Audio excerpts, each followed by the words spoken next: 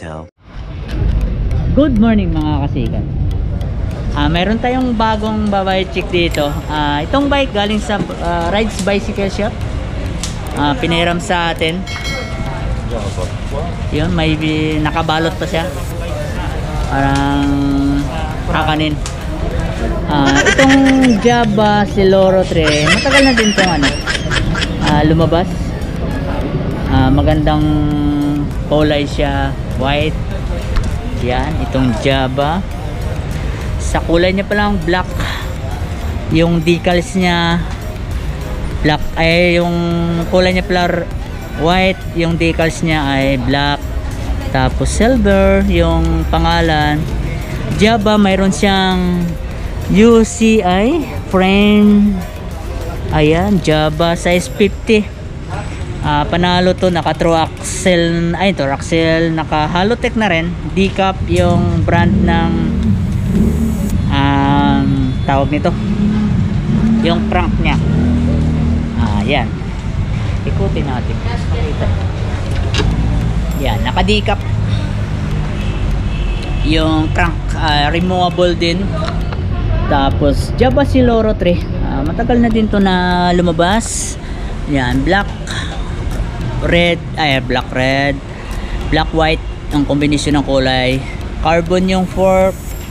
Tapos naka-decap din yung RD nya, yung rear. Tapos yung FD ganun din. Yan, naka 2x11 speed ito mga kasikat. Itong Java Siloro 3. Yung spokes nya 24 din. Tapos yung tawag sa brake nya actuated hydraulic hydraulic brake. Yan mga kasikat. Tapos yung hub nya alloy na rin yan.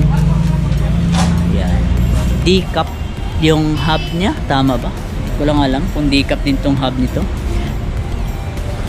Yan, parang walang brand, no? Yan. Tapos sa rim nya decap din. Sa gulong niya ay CST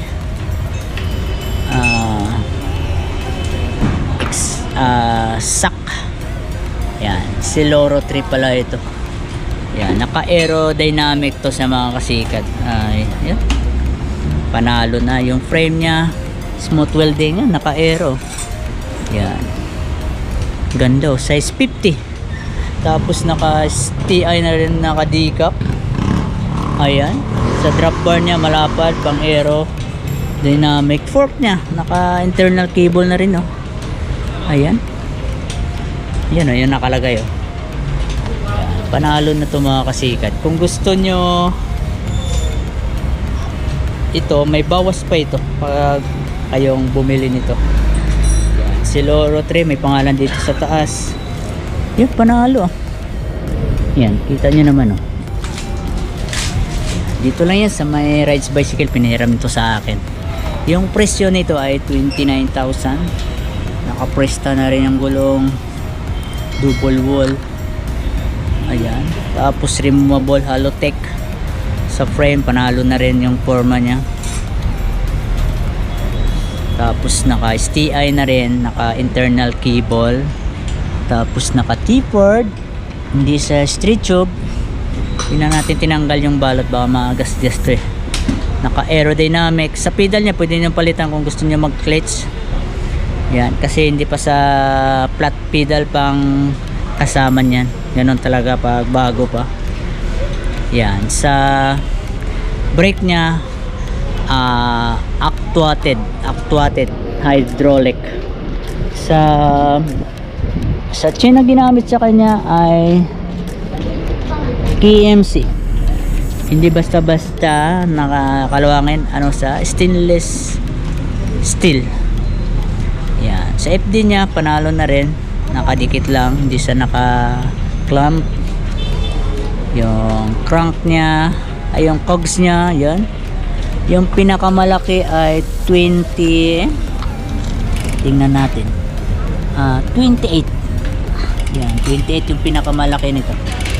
Yung pinakamaliit ay hindi ko lang alam kung baka 11. Sunshine yung cogs niya. Yung hub niya walang brand. Walang brand yung hub niya eh. Pero carbon na rin yung fork. Ito mga kasikat. Yan, 29,000, negotiable pa dito. Dito lang yan sa may Ride Bicycle Shop. Yan, panalo na rin to. So upuan niya pala, ito pala oh. Malambot sa upuan niya. Yan oh, naka-STI na rin oh. Oh, di ba? Yan, panalo na yan. Yan, dito lang mga kasikat. At don't forget to subscribe. Dito lang tayo sa may Eskinita. Paglabas nyo, may kainan dyan. Ito, Ride Bicycle Shop sa gilid. Yan, pwede kayo magbisita dito. Pwede rin kayo magbisita dito sa gilid. Yan, pili lang kayo kung saan nyo gusto dyan. Rides Bicycle Shop.